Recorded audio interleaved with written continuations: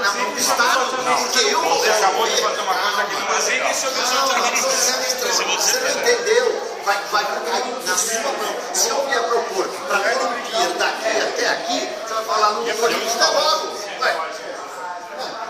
Eu sou maluco. Eu estou dizendo, hipoteticamente, que quanto mais Senhor tiver esse mapa, mais você está vendido para o Estado.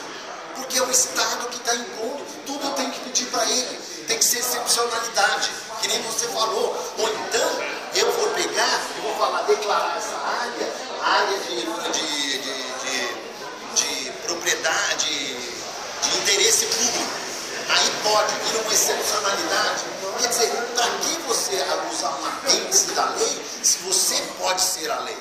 Você é o dono da secretaria, é o dono do ministério. Eu concordo com o seu princípio, você já corrigiu errado com a lei. Você Eu sou maluco. Eu estou dizendo o seguinte, o pier do Itaguá, que nós temos lá um pier que está em litígio, inclusive.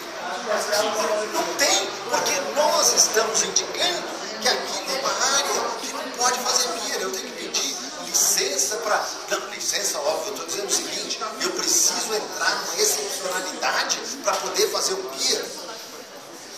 Primeiro eu tenho que estar de acordo com a lei, tá bom. Aí eu vou chegar, mano, o que você acha de fazer em frente ao aeroporto um pier de 3 metros de largura por 60 metros de comprimento, onde vai para lá, tal. Aí vamos dizer, aí você conhece a pintura e nós temos que ir lá pedir no Estado. Ele vai falar, não está autorizado porque a lei qualquer licença, qualquer obra plano diretor e a lei de uso e ocupação do solo.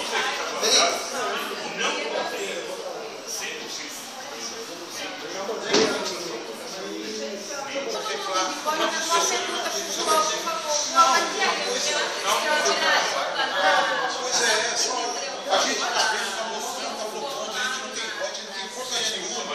E vocês estão enterrando o município através dessa proposta, meu. Isso aí é inconcebível. Qualquer pessoa economicamente sã não faria um negócio desse. Nós não queremos, pelo contrário, ter condições de ter sustentabilidade no município. Isso não vale nada. Isso não vale nada. Eu acho que tem que haver mudanças, que a cidade que já existe é a realidade. É que nem eu não sabia, mas